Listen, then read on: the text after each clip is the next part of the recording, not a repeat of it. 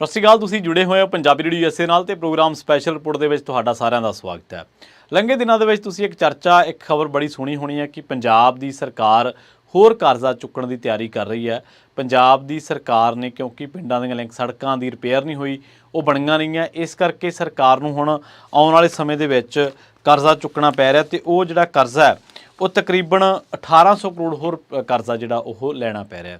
ਪੰਜਾਬ ਪਹਿਲਾਂ ਹੀ ਕਰਜ਼ੇ ਦਾ ਝੰਬਿਆ ਹੋਇਆ, ਇਹਦੇ ਵਿੱਚ ਕੋਈ ਦੋ ਰਾਏ ਨਹੀਂ। ਆਪਾਂ ਖਬਰਾਂ ਦੇ ਵਿੱਚ, ਆਪਾਂ ਆਰਟੀਕਲਾਂ ਦੇ ਵਿੱਚ, ਆਪਾਂ ਰਿਪੋਰਟਾਂ ਦੇ ਵਿੱਚ ਤੁਹਾਨੂੰ ਦੱਸਦੇ ਹਾਂ ਕਿ ਪੰਜਾਬ ਸਿਰ ਜਿਹੜਾ ਕਰਜ਼ਾ ਹੈ ਉਹ 3.25 ਲੱਖ ਕਰੋੜ ਨੂੰ ਪਾਰ ਕਰ ਚੁੱਕਿਆ। ਮਤਲਬ ਪੰਜਾਬ ਦਾ ਹਰ ਜੰਮਦਾ ਬੱਚਾ 1 ਲੱਖ ਰੁਪਏ ਦਾ ਕਰਜ਼ਾਈ ਹੈ, ਜੇਕਰ 3 ਕਰੋੜ ਦੀ ਆਬਾਦੀ ਦੇ ਹਿਸਾਬ ਨਾਲ ਦੇਖਿਆ ਜਾਵੇ। ਦੂਜੀ ਗੱਲ ਇਹ ਹੈ ਕਿ ਨਵੀਂ ਆਈ ਸਰਕਾਰ ਜਿਹੜੀ ਕਿ ਕਹਿ ਰਹੀ ਸੀ ਕਿ ਸਾਡੇ ਕੋਲੇ ਬੜੇ ਤਕੜੇ ਏਜੰਡੇ ਨੇ, ਸਾਡੇ ਕੋਲੇ ਪਾਲਿਸੀਆਂ, ਇੰਨੇ ਹਜ਼ਾਰ ਕਰੋੜ ਮਾਈਨਿੰਗ 'ਚੋਂ ਆਊਗਾ, ਇੰਨੇ ਹਜ਼ਾਰ ਕਰੋੜ ਸ਼ਰਾਬ ਦੇ ਵਿੱਚੋਂ ਆਊਗਾ, ਇੰਨੇ ਹਜ਼ਾਰ ਕਰੋੜ ਇੱਧਰੋਂ, ਇੰਨੇ ਹਜ਼ਾਰ ਕਰੋੜ ਉੱਧਰੋਂ।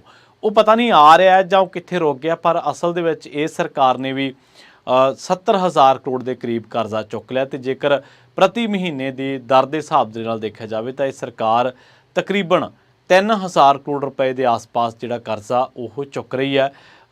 ਖਜ਼ਾਨਾ ਚਲਾਉਣ ਵਾਸਤੇ, ਆਪਣੇ ਰੋਜ਼ਮਰਾ ਦੇ ਕੰਮਕਾਰ ਖਰਚੇ ਚਲਾਉਣ ਵਾਸਤੇ, ਸਰਕਾਰਾਂ ਦੇ ਮੁਲਾਜ਼ਮਾਂ ਨੂੰ ਤਨਖਾਹ ਦੇਣ ਵਾਸਤੇ, ਅਤੇ ਜਿਹੜੇ ਇਹਨਾਂ ਦਾ ਕੰਮਕਾਰ ਹੈ ਜਿਹੜਾ ਮਤਲਬ ਸਰਕਾਰਾਂ ਦਾ ਨਿਰਾ ਪੂਰਾ ਮੁਲਾਜ਼ਮਾਂ ਨੂੰ ਤਨਖਾਹ ਦੇਣਾ ਨਹੀਂ ਖਰਚਾ ਹੁੰਦਾ। ਅਸਲ ਦੇ ਵਿੱਚ ਸਰਕਾਰਾਂ ਨੂੰ ਇਸ਼ਤਿਹਾਰ ਵੀ ਦੇਣੇ ਪੈਂਦੇ ਆ ਜਿਹੜਾ ਕਿ ਖਰਚੇ ਦੇ ਵਿੱਚ ਗਿਣਿਆ ਜਾਂਦਾ। ਹਾਲਾਂਕਿ ਉਹਦੇ ਨਾਲ ਪ੍ਰਚਾਰ ਪਾਰਟੀ ਦਾ ਹੁੰਦਾ, ਪਰ ਇਸ਼ਤਿਹਾਰ ਸਰਕਾਰੀ ਖਜ਼ਾਨੇ ਦੇ ਵਿੱਚੋਂ ਜਾਂਦੇ ਨੇ। ਔਰ ਮਾਨ ਸਰਕਾਰ ਇਸ਼ਤਿਹਾਰਾਂ ਦੇ ਮਾਮਲੇ ਦੇ ਵਿੱਚ ਤਾਂ ਪਿਛਲੀਆਂ ਸਰਕਾਰਾਂ ਨਾਲੋਂ ਕਿਤੇ ਅੱਗੇ ਹੈ। ਹੁਣ ਜਿਹੜਾ ਇਹ 1800 ਕਰੋੜ ਦਾ ਮਸਲਾ ਹੈ, ਇਹ ਅਸਲ ਦੇ ਵਿੱਚ ਗੱਲ ਸਿਰਫ ਇੰਨੀ ਨਹੀਂ ਹੈ ਕਿ ਪੰਜਾਬ ਸਰਕਾਰ ਕਰਜ਼ਾ ਚੁੱਕਣ ਜਾ ਰਹੀ ਹੈ ਜਾਂ ਪੰਜਾਬ ਸਰਕਾਰ ਨੂੰ ਕਰਜ਼ਾ ਚੁੱਕਣਾ ਪੈ ਰਿਹਾ ਹੈ। ਇਹ ਗੱਲ ਸਿਰਫ ਇਕੱਲੀ ਮਾਨ ਸਰਕਾਰ ਦੀ ਆਲੋਚਨਾ ਤੱਕ ਸੀਮਿਤ ਨਹੀਂ ਹੈ। ਅਸਲ ਦੇ ਵਿੱਚ ਇਹ ਗੱਲ ਮੋਦੀ ਸਰਕਾਰ ਨਾਲ ਵੀ ਜਾ ਜੁੜਦੀ ਹੈ। ਇਹ ਗੱਲ ਫੈਡਰਲਿਜ਼ਮ ਦੀ ਭਾਵਨਾ ਦੇ ਵੀ ਉਲਟ ਹੈ ਅਤੇ ਇਹ ਗੱਲ ਸੰਘੀ ਢਾਂਚੇ ਦੇ ਵੀ ਉਲਟ ਆ। ਜਿਹੜਾ ਮੋਦੀ ਸਰਕਾਰ ਨੇ ਪਿਛਲੇ ਦਿਨਾਂ ਦੇ ਵਿੱਚ ਕਾਨੂੰਨ ਲਿਆਂਦਾ ਸੀ GST, ਉਹਦੇ ਤਹਿਤ ਉਹਨੇ ਕੇਂਦਰੀ ਜਿਹੜੀਆਂ ਪਾਵਰਾਂ ਨੇ, ਵਿੱਤ ਪਾਵਰਾਂ ਜਿਹਨੂੰ ਆਪਾਂ ਕਹਿ ਦਿੰਦੇ ਹਾਂ, ਵਿੱਤ ਦੇ ਨਾਲ ਜੁੜੀਆਂ ਚੀਜ਼ਾਂ ਨੇ, ਉਹਨਾਂ ਦਾ ਕੇਂਦਰੀਕਰਨ ਕਰ ਲਿਆ। ਰਾਜਾਂ ਕੋਲੇ ਜਿਹੜਾ ਮਾਲੀਆ ਜਨਰੇਟ ਹੁੰਦਾ ਉਹਦਾ ਵੱਡਾ ਹਿੱਸਾ ਟੈਕਸ ਜਿਹੜਾ ਉਹ ਕੇਂਦਰ ਕਲੈਕਟ ਕਰਦਾ ਅਤੇ ਕੇਂਦਰ ਕੋਲੇ ਚਲਾ ਜਾਂਦਾ। ਪਿਛਲੇ ਮਾਮਲਿਆਂ ਦੇ ਵਿੱਚ, ਪਿਛਲੇ ਸਾਲਾਂ ਦੇ ਵਿੱਚ ਤਾਂ ਇਹ ਪੈਸਾ ਰਿਲੀਜ਼ ਹੁੰਦਾ ਰਿਹਾ, ਪਰ ਹੁਣ ਲਗਾਤਾਰ ਕੇਂਦਰ ਸਰਕਾਰ ਨੇ ਹੱਥ ਘੁੱਟ ਲਿਆ ਅਤੇ ਉਹਨੇ ਕਿਹਾ ਕਿ ਹੁਣ ਅੱਜ ਤੋਂ ਬਾਅਦ ਤੁਹਾਨੂੰ GST ਦਾ ਰੈਵਨਿਊ ਨਹੀਂ ਮਿਲੂਗਾ। ਇਹ ਗੱਲ ਰਾਜਾਂ ਦੇ ਇੰਨੀ ਉਲਟ ਗਈ ਕਿ ਬਹੁਤ ਸਾਰੇ ਰਾਜਾਂ ਦੀ ਵਿੱਤੀ ਹਾਲਤ ਖਸਤਾ ਹੋ ਗਈ ਅਤੇ ਪੰਜਾਬ ਵਰਗਾ ਸੂਬਾ ਜਿਹੜਾ ਪਹਿਲਾਂ ਹੀ ਵਿੱਤੀ ਸੰਕਟਾਂ ਦੇ ਵਿੱਚੋਂ ਲੰਘ ਰਿਹਾ, ਜਿਹੜਾ ਪਹਿਲਾਂ ਹੀ ਕਰਜ਼ੇ ਦੇ ਜਾਲ ਦੇ ਵਿੱਚ ਝੰਬਿਆ ਹੋਇਆ, ਉਹਦੀ ਜਿਹੜੀ ਮੁਸੀਬਤ ਸੀ ਉਹ ਘਟਣ ਦੀ ਬਜਾਏ ਸਗੋਂ ਹੋਰ ਦੁੱਗਣੀ ਹੋ ਗਈ। ਚਾਹੀਦਾ ਤਾਂ ਇਹ ਸੀਗਾ ਕਿ ਜਿੱਥੇ ਦੂਜੇ ਸਰਹੱਦੀ ਸੂਬਿਆਂ ਨੂੰ ਰਿਆਇਤਾਂ ਨੇ, ਪੰਜਾਬ ਨੂੰ ਵੀ ਰਿਆਇਤਾਂ ਦਿੱਤੀਆਂ ਜਾਂਦੀਆਂ, ਇਹਦੇ ਖਜ਼ਾਨੇ ਨੂੰ ਥੋੜ੍ਹਾ ਜਿਹਾ ਇੰਜੈਕਟ ਕੀਤਾ ਜਾਂਦਾ ਵਿੱਤੀ ਫੰਡਾਂ ਦੇ ਨਾਲ, ਕੇਂਦਰੀ ਵਿੱਤੀ ਫੰਡਾਂ ਦੇ ਨਾਲ। ਹੁਣ ਜਿਹੜੇ ਪੰਜਾਬ ਦੇ ਭਾਜਪਾਈ ਨੇ, ਇਹ ਦੂਜੇ ਮਸਲਿਆਂ 'ਤੇ ਤਾਂ ਬੋਲਦੇ ਨੇ ਬਹੁਤ, ਮਤਲਬ ਪੰਜਾਬ ਦੇ ਵਿੱਚ ਕਾਂਗਰਸੀ ਕੁਛ ਕਰਦੇ ਨੇ, ਪੰਜਾਬ ਦੇ ਵਿੱਚ ਕੋਈ ਹੋਰ ਮਸਲਾ ਹੋ ਜੇ, ਪਰ ਜਿੱਥੇ ਪੰਜਾਬ ਦੇ ਨਾਲ ਧੱਕੇ ਦੀ ਗੱਲ ਆਉਂਦੀ ਹੈ ਉੱਥੇ ਇਹ ਕੁਛ ਨਹੀਂ ਕਰਦੇ। ਔਰ ਜਿਹੜੇ ਪਰ ਤੋਲ ਰਹੇ ਨੇ, ਮਤਲਬ ਇਹਨਾਂ ਨੂੰ ਬੜਾ, ਕਿਉਂਕਿ ਲੋਕ ਸਭਾ ਚੋਣ ਨਤੀਜਿਆਂ ਤੋਂ ਬਾਅਦ ਭਾਜਪਾ ਦੇ ਵੋਟ ਸ਼ੇਅਰ ਦੇ ਵਿੱਚ ਇਜ਼ਾਫਾ ਜਿਹੜਾ ਉਹ ਦੇਖਿਆ ਗਿਆ, ਜੇ ਆਪਾਂ ਸਿਆਸੀ ਗੁਣਾ ਗਣਿਤ ਦੇ ਹਿਸਾਬ ਦੇ ਨਾਲ ਦੇਖਦੇ ਹਾਂ ਚੀਜ਼ਾਂ ਨੂੰ, ਤਾਂ ਇਹ ਜਦੋਂ ਭਾਜਪਾਈ ਪੰਜਾਬ ਦੇ ਕਿਸੇ ਲੀਡਰ ਜਾਂ ਹੋਰ ਕਿਸੇ ਮਸਲੇ ਦੀ ਗੱਲ ਚੱਲਦੀ ਹੋਵੇ ਉਦੋਂ ਤਾਂ ਵਿੱਚ ਵਿਰਵਾ ਪਾ ਦਿੰਦੇ, ਉਹ ਤਾਂ ਬੋਲ ਪੈਣਗੇ, ਪਰ ਜਦੋਂ ਪੰਜਾਬ ਨੂੰ ਜਿਹੜੀ ਆ ਲੋੜ ਪੈ ਰਹੀ ਹੈ, ਜਿਹੜਾ ਸੰਕਟ ਹੈ, ਇਹਦੇ 'ਤੇ ਕੁਛ ਨਹੀਂ ਬੋਲਣਗੇ। ਤੁਸੀਂ ਦੇਖੋ, ਹੋਮੀ ਭਾਭਾ ਦਾ ਕੈਂਸਰ ਹਸਪੀਟਲ ਦਾ ਉਦਘਾਟਨ ਕਰਨ ਪ੍ਰਧਾਨ ਮੰਤਰੀ ਸਾਹਿਬ ਉਸ ਤੋਂ ਪਹਿਲਾਂ ਅਬੋਹਰ ਆਏ ਸੀ, ਉਹਨਾਂ ਨੇ ਕਦੇ ਵੀ ਪੰਜਾਬ ਸਿਰ ਚੜ੍ਹੇ ਕਰਜ਼ੇ ਦਾ ਜ਼ਿਕਰ ਨਹੀਂ ਕੀਤਾ। ਔਰ ਇਹ ਸਰਕਾਰਾਂ ਪੰਜਾਬ ਨੂੰ ਸਪੈਸ਼ਲ ਦਰਜਾ ਦੇ ਕੇ ਪੰਜਾਬ ਸਿਰ ਚੜ੍ਹੇ ਕਰਜ਼ੇ ਤੋਂ ਥੋੜ੍ਹੀ ਜਿਹੀ ਰਾਹਤ ਦਿਵਾ ਸਕਦੀਆਂ ਨੇ। ਹੁਣ ਇੱਕ ਤਾਂ ਇਹ ਹੈ ਕਿ ਪੰਜਾਬ ਦੇ ਸਿਰ ਜਿਹੜਾ 1800 ਕਰੋੜ ਦਾ ਜਿਹੜਾ ਪੂਰਾ ਮਾਮਲਾ ਇਹ ਕੀ ਹੈ, ਅਤੇ ਦੂਜਾ ਇਹ ਹੈ ਕਿ ਇਹਦੇ ਨਾਲ ਜਿਹੜਾ ਸੰਘੀ ਢਾਂਚੇ ਦੀ ਭਾਵਨਾ ਉਹਨੂੰ ਢਾਹ ਕਿਵੇਂ ਵੱਜਦੀ ਹੈ। ਅਤੇ ਇੱਥੋਂ ਪਤਾ ਲੱਗਦਾ ਕਿ ਕੇਂਦਰ ਦਾ ਪੰਜਾਬ ਪ੍ਰਤੀ ਜਿਹੜਾ ਨਜ਼ਰੀਆ ਉਹ ਕਾਣਾ, ਔਰ ਉਹ ਨਹੀਂ ਚਾਹੁੰਦੀ ਸਰਕਾਰ ਕਿ ਇਹਨਾਂ ਨੂੰ ਫੰਡ ਮਿਲਣ ਅਤੇ ਆਪਣਾ ਲਿੰਕ ਸੜਕਾਂ ਦਾ ਵਿਕਾਸ ਕਰਨ। ਹੁਣ ਮੁਰੰਮਤ ਦੇ ਲਈ ਪੰਜਾਬ ਸਰਕਾਰ ਨੇ ਨਾਬਾਰਡ ਤੋਂ ਕਰੀਬ 2000 ਕਰੋੜ ਰੁਪਏ ਦਾ ਕਰਜ਼ਾ ਲੈਣ ਦੀ ਤਿਆਰੀ ਕੀਤੀ ਹੈ। ਕੇਂਦਰ ਸਰਕਾਰ ਨੇ ਪੇਂਡੂ ਵਿਕਾਸ ਫੰਡ ਰੋਕ ਲਿਆ ਅਤੇ ਪੰਜਾਬ ਸਰਕਾਰ ਨੇ ਲਿੰਕ ਸੜਕਾਂ ਦੀ ਮੁਰੰਮਤ ਖਾਤਰ ਨਵਾਂ ਕਰਜ਼ਾ ਲੈਣ ਦਾ ਫੈਸਲਾ ਕੀਤਾ ਹੈ। ਲੋਕ ਸਭਾ ਚੋਣਾਂ ਦੇ ਵਿੱਚ ਲਿੰਕ ਸੜਕਾਂ ਦੀ ਖਸਤਾ ਹਾਲਤ ਦਾ ਮੁੱਦਾ ਉੱਭਰਿਆ ਸੀ। ਪੰਜਾਬ ਮੰਡੀ ਬੋਰਡ ਵੱਲੋਂ 14 ਜੂਨ ਨੂੰ ਨਵੀਂ ਤਜਵੀਜ਼ ਤਿਆਰ ਕੀਤੀ ਗਈ ਹੈ, ਜਿਹਨੂੰ ਪ੍ਰਵਾਨਗੀ ਲਈ ਮੁੱਖ ਮੰਤਰੀ ਦੇ ਕੋਲ ਭੇਜਿਆ ਜਾ ਰਿਹਾ ਹੈ। ਮੁੱਖ ਮੰਤਰੀ ਨੇ ਪਿਛਲੇ ਵਰ੍ਹੇ 3 ਜੁਲਾਈ ਤੋਂ ਨਾਬਾਰਡ ਤੋਂ ਕਰੀਬ 2000 ਕਰੋੜ ਦਾ ਕਰਜ਼ਾ ਲੈਣ ਨੂੰ ਹਰੀ ਝੰਡੀ ਦਿੱਤੀ ਸੀਗੀ।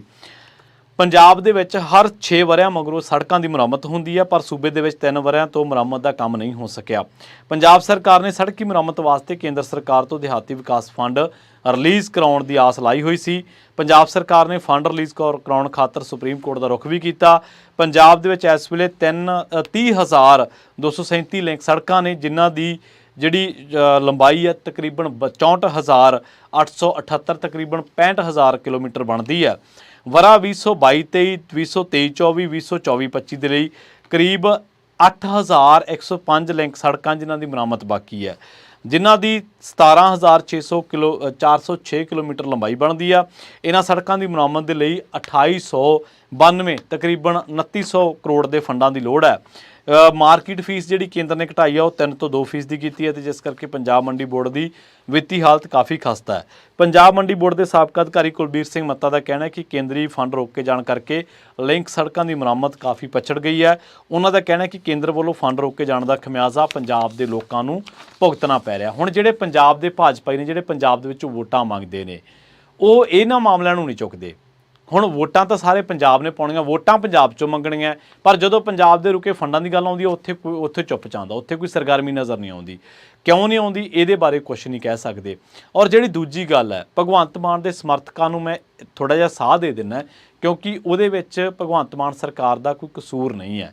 ਕੇਂਦਰ ਨੇ ਤਕਰੀਬਨ 11,000 ਕਰੋੜ ਦੇ ਫੰਡ ਰੋਕੇ ਹੋਏ ਨੇ, ਵੱਖ-ਵੱਖ ਸਕੀਮਾਂ ਵਾਲੇ ਫੰਡ ਜੇ ਤੁਸੀਂ ਦੇਖੋਗੇ ਤਾਂ। ਔਰ ਦੂਜੀ ਗੱਲ ਇਹ ਹੈ ਕਿ ਤੁਸੀਂ ਦੇਖੋ ਪਾਵਰਾਂ ਦਾ ਸੰਤੁਲਨ ਜਿਹੜਾ ਉਹ ਕਿਵੇਂ ਵਿਗੜਿਆ ਹੋਇਆ। ਜੇਕਰ ਪੰਜਾਬ ਸਰਕਾਰ ਕਿਸੇ ਸਕੀਮ ਦੇ ਉੱਤੇ ਕੇਂਦਰ ਦੇ ਉੱਤੇ ਆਪਣੀ ਫੋਟੋ ਲਾ ਲਵੇ ਤਾਂ ਕੇਂਦਰ ਇਹ ਕਹਿ ਕੇ ਫੰਡ ਰੋਕ ਲੈਂਦਾ ਕਿ ਤੁਸੀਂ ਜੀ ਆਪਣੇ ਪ੍ਰਚਾਰ ਖਾਤਰ ਪੈਸਾ ਵਰਤ ਰਹੇ ਹੋ। ਚਲੋ ਆਪਾਂ ਕਹਿ ਦਿੰਦੇ ਹਾਂ ਕਿ ਉਹ ਗਲਤ ਆ, ਪਰ ਕੇਂਦਰ ਫੰਡ ਰੋਕ ਤਾਂ ਲੈਂਦਾ। ਪਰ ਜਦੋਂ ਪੰਜਾਬ ਸਰਕਾਰ ਕਹਿੰਦੀ ਹੈ ਕਿ ਜੀ ਸਾਡੇ ਫੰਡ ਇੰਨੇ ਬਣਦੇ ਤੇ ਉਹਨਾਂ ਨੂੰ ਰਿਲੀਜ਼ ਕਰੋ, ਉਹ ਰਿਲੀਜ਼ ਨਹੀਂ ਕੀਤੇ ਜਾਂਦੇ। ਇਹਦਾ ਸਿੱਧਾ ਮਤਲਬ ਕੀ ਹੈ? ਇਹਦਾ ਸਿੱਧਾ ਮਤਲਬ ਇਹ ਹੈ ਕਿ ਸੱਤਾ ਸਾਡੀ ਤੇ ਮਰਜ਼ੀ ਵੀ ਸਾਡੀ, ਕੋਈ ਕਾਇਦਾ ਕਾਨੂੰਨ ਨਹੀਂ, ਕੋਈ ਸੰਵਿਧਾਨ ਨਹੀਂ, ਕੋਈ ਕੁਛ ਨਹੀਂ। ਖੈਰ, ਇਹਨੂੰ ਧੱਕੇਸ਼ਾਹੀ ਕਵਾਂਗੇ, ਨਾਦਰਸ਼ਾਹੀ ਕਵਾਂਗੇ, ਜਾਂ ਫਿਰ ਤਾਨਾਸ਼ਾਹੀ ਕਵਾਂਗੇ, ਇਹਨੂੰ ਹੋਰ ਤਾਂ ਕੁਛ ਕਹਿ ਨਹੀਂ ਸਕਦੇ। ਤੇ ਦੂਜਾ ਇਹ ਹੈ ਕਿ ਇਹ ਇੱਕ ਤਰ੍ਹਾਂ ਦੀ ਬਲੈਕਮੇਲਿੰਗ ਆ ਲੋਕਾਂ ਦੀ ਕਿ ਜੇਕਰ ਤੁਸੀਂ ਸਾਡੀ ਸਰਕਾਰ ਬਣਾਓਗੇ ਫਿਰ ਤੁਹਾਡੇ ਫੰਡ ਰਿਲੀਜ਼ ਹੋਣਗੇ, ਅਦਰਵਾਈਜ਼ ਫਿਰ ਲਾਈ ਚਲੋ ਸੁਪਰੀਮ ਕੋਰਟ ਦੇ ਗੇੜੇ ਕੱਢੀ ਚਲੋ ਸਾਡੇ ਤਰਲੇ, ਉਹ ਅਸੀਂ ਫੰਡ ਰਿਲੀਜ਼ ਨਹੀਂ ਕਰਾਂਗੇ। ਔਰ ਜਿਹੜੇ ਮੁੱਖ ਮੰਤਰੀ ਭਗਵੰਤ ਮਾਨ ਤੇ ਜਿਹੜੇ ਕੇਜਰੀਵਾਲ ਜਿਸ ਪੁਆਇੰਟ ਤੇ ਆ ਕੇ ਗਲਤ ਨੇ, ਇਹ ਰੌਲਾ ਪਾਉਂਦੇ ਨੇ ਕਿ ਸਾਡੇ ਨਾਲ ਜੀ ਧੱਕਾ ਹੋ ਗਿਆ। ਕੇਜਰੀਵਾਲ ਵੀ ਰੌਲਾ ਪਾਉਂਦੇ ਨੇ ਔਰ ਬੜਾ ਹੋ ਹੱਲਾ ਕਰਦੇ ਨੇ ਮੁਲਕ ਭਰ ਦੇ ਵਿੱਚ, ਏਜੰਸੀਆਂ ਦੀਆਂ ਤਾਕਤਾਂ ਵਧਾਤੀਆਂ, ਇਹ ਕਰਤਾ ਉਹ ਕਰਤਾ। ਪਰ ਇਹਦੇ ਬਦਲੇ ਤੁਹਾਡੀ ਕਿਤੇ ਲੜਾਈ ਨਜ਼ਰ ਆਉਂਦੀ ਹੈ? ਤੁਸੀਂ ਸਟੇਜਾਂ ਤੋਂ ਜ਼ਰੂਰ ਕਹਿਣੇ ਹੋ ਕਿ ਅਸੀਂ ਆਹ ਕਰ ਦਿਆਂਗੇ, ਅਸੀਂ ਫਲਾਂ ਕਰ ਦਿਆਂਗੇ, ਸਾਡੇ ਨਾਲ ਕੇਂਦਰ ਧੱਕਾ ਕਰ ਰਿਹਾ, ਪਰ ਕੱਲਾ ਧੱਕਾ ਕਹਿ ਕੇ ਨਹੀਂ ਨਾ, ਕੱਲਾ ਮਿੱਠਾ ਕਹਿ ਕੇ ਮੂੰਹ ਮਿੱਠਾ ਨਹੀਂ ਹੁੰਦਾ। ਖੰਡ ਕਹਿਣ ਨਾਲ ਮੂੰਹ ਮਿੱਠਾ ਨਹੀਂ ਹੁੰਦਾ, ਖੰਡ ਖਾਣੀ ਪੈਂਦੀ ਹੈ। ਧੱਕਾ ਕਹਿ ਕੇ ਧੱਕਾ ਸਾਬਿਤ ਨਹੀਂ ਹੁੰਦਾ, ਜਾਂ ਸਾਬਿਤ ਕਰਨਾ ਔਖਾ ਹੈ। ਧੱਕੇ ਦੇ ਵਿਰੁੱਧ ਲੜਨਾ ਪੈਂਦਾ, ਧੱਕੇ ਦੇ ਵਿਰੁੱਧ ਖੜਨਾ ਪੈਂਦਾ, ਜਿਵੇਂ ਦੱਖਣ ਵਾਲੇ ਖੜਦੇ ਨੇ। ਜਿਵੇਂ ਉਹ ਤੁਹਾਨੂੰ ਯਾਦ ਹੋਣਾ, ਕਰਨਾਟਕਾ ਦੇ ਵਿੱਚ ਕੇਰਲਾ ਦਾ ਚੀਫ ਮਿਨਿਸਟਰ ਸੀਗਾ ਪਿਨਰਾਈ ਵਿਜਯਨ, ਤੇ ਉਹਨੂੰ ਬਾਅਦ ਦੇ ਵਿੱਚ ਸਪੋਰਟ ਕੀਤੀ ਸੀ ਤਾਮਿਲਨਾਡੂ ਦੇ ਚੀਫ ਮਿਨਿਸਟਰ MK ਸਟਾਲਿਨ ਨੇ। ਉਹਨਾਂ ਨੇ ਦਿੱਲੀ ਦੇ ਵਿੱਚ ਧਰਨਾ ਮਾਰਤਾ ਸੀ ਆਪਣੇ ਫੰਡ ਰਿਲੀਜ਼ ਕਰਾਉਣ ਖਾਤਰ, ਤੇ ਉਹਨਾਂ ਨੇ ਇਹ ਵੀ ਕਿਹਾ ਸੀਗਾ ਕਿ ਪੈਸਾ ਤੁਸੀਂ ਟੈਕਸ ਅਸੀਂ ਜਨਰੇਟ ਕਰਦੇ ਹਾਂ ਤੇ ਪੈਸਾ ਤੁਸੀਂ ਚੱਕ ਕੇ ਐਲੋਕੇਟ ਕਰ ਦਿੰਦੇ ਆ UP ਬਿਹਾਰ ਵਰਗੇ ਸੂਬਿਆਂ ਨੂੰ, ਉੱਥੇ ਜਾ ਕੇ ਤੁਸੀਂ ਸਾਰਾ ਪੈਸਾ ਦੇ ਦਿੰਦੇ ਆ, ਸਾਨੂੰ ਸਾਡੇ ਟੈਕਸ ਜਨਰੇਸ਼ਨ ਦੇ ਹਿਸਾਬ ਦੇ ਨਾਲ ਪੈਸਾ ਮਿਲਣਾ ਚਾਹੀਦਾ, ਆਬਾਦੀ ਦੇ ਹਿਸਾਬ ਨਾਲ ਨਹੀਂ। ਅਸੀਂ ਟੈਕਸ ਵੱਧ ਦਿੰਦੇ ਤੇ ਸਾਨੂੰ ਪੈਸਾ ਜ਼ਿਆਦਾ ਰਿਲੀਜ਼ ਹੋਣਾ ਚਾਹੀਦਾ। ਆਪਣਾ ਮੁੱਖ ਮੰਤਰੀ ਸਾਹਿਬ ਕਰ ਸਕਦਾ ਇੱਦਾਂ? ਮਾਰ ਸਕਦਾ ਦਿੱਲੀ ਜਾ ਕੇ ਧਰਨਾ?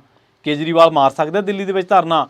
ਕੱਲਾ ਆ ਕੇ ਜੇਲ੍ਹਾਂ ਦੇ ਵਿੱਚ ਫੋਟੋ ਲਓ ਜੀ ਸੱਚਾਈ ਦੀ ਜਿੱਤ ਹੋ ਗਈ, ਕੱਲੀ ਜ਼ਮਾਨਤ ਮਨਜ਼ੂਰ ਕਰਨ ਨੂੰ ਸੱਚਾਈ ਦੀ ਜਿੱਤ ਕਹੀ ਜਾਂਦੇ ਆ, ਔਰ ਬਾਅਦ ਦੇ ਵਿੱਚ ਮਨਜ਼ੂਰ ਵੀ ਨਹੀਂ ਹੋਈ।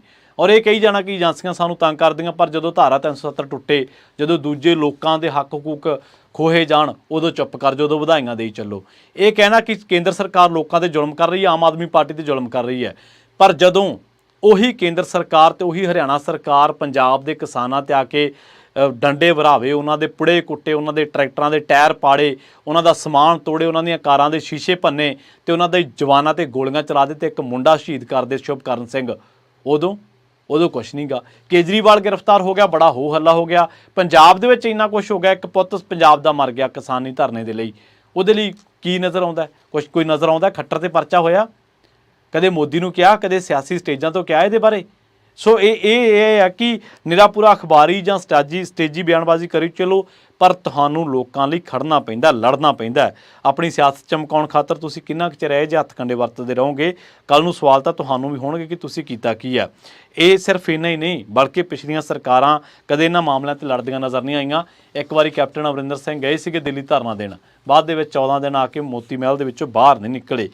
ਅਰਵਿੰਦ ਕੇਜਰੀਵਾਲ ਬੇਸ਼ੱਕ ਭਗਵੰਤ ਮਾਨ ਕੇਂਦਰ ਸਰਕਾਰ ਦੇ ਧੱਕਿਆਂ ਦੀ ਗੱਲ ਤਾਂ ਕਰਦੇ ਨੇ, ਕਈ ਵਾਰੀ ਸਟੇਜਾਂ ਤੋਂ ਪੀੜਤ ਵੀ ਬਣ ਕੇ ਦਿਖਾਉਂਦੇ, ਪਰ ਲੜਦੇ ਨਜ਼ਰ ਨਹੀਂ ਆਉਂਦੇ। ਸਰਕਾਰ ਸਾਨੂੰ ਆਹ ਨਹੀਂ ਕਰਨ ਦਿੰਦੀ, ਸਰਕਾਰ ਸਾਨੂੰ ਉਹ ਨਹੀਂ ਕਰਨ ਦਿੰਦੀ, ਇਕੱਲਾ ਇਹ ਕਹਿਣ ਨਾਲ ਹੀ ਹੋ ਜਾਂਦਾ। ਉਹਦੀ ਲੜਾਈ ਕਿੱਥੇ ਆਉਂਦੀ ਹੈ ਨਜ਼ਰ, ਤੁਸੀਂ ਇਹਦੇ ਵਿਰੁੱਧ ਡਟੇ ਕਿੱਥੇ ਹੈ।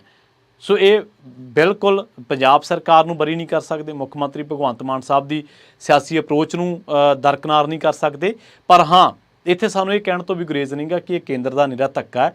ਇਸ ਤਰ੍ਹਾਂ ਦੇ ਨਾਲ ਰਾਜਾਂ ਦੇ ਅਖਤਿਆਰਾਂ ਦੇ ਨਾਲ ਧੱਕਾ ਹੋ ਰਿਹਾ, ਔਰ ਇਹ ਵੋਟਰਾਂ ਦੀ ਬਲੈਕਮੇਲਿੰਗ ਵੀ ਹੈ ਕਿ ਤੁਸੀਂ ਫੰਡ ਰਿਲੀਜ਼ ਕਰਾਉਣਾ ਤਾਂ ਸਾਨੂੰ ਪਹਿਲਾਂ ਵੋਟਾਂ ਪਾਓ, ਸਾਡਾ ਰਾਜ ਲਿਆਓ, ਫਿਰ ਫੰਡ ਰਿਲੀਜ਼ ਕਰਾਂਗੇ।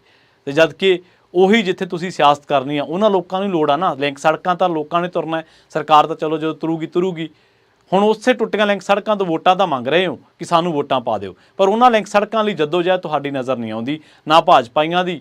ਤੇ ਚਲੋ ਸਰਕਾਰ ਦਾ ਤਾਂ ਕੰਮ ਹੀ ਸਿੱਧਾ ਕਿ ਵਿਕਾਸ ਕਰਨਾ, ਤਾਂ ਫਿਰ ਕਰਜ਼ਾ ਚੁੱਕ ਲਓ। ਇਹ ਕੋਈ ਵਧੀਆ ਏਜੰਡਾ ਨਹੀਂ ਮੰਨਿਆ ਜਾਂਦਾ ਜਦੋਂ ਤੁਸੀਂ ਕਰਜ਼ਾ ਚੁੱਕ ਕੇ ਵਿਕਾਸ ਕਰਦੇ ਆ। ਹਾਂ, ਵਿਕਾਸ ਕਰੋ, ਪਰ ਆਪਣੇ ਜਿਹੜੇ ਸੋਰਸਸ ਨੇ ਉਹਨਾਂ ਨੂੰ ਠੀਕ ਢੰਗ ਦੇ ਨਾਲ ਵਰਤ ਕੇ। ਬਹੁਤ ਬਹੁਤ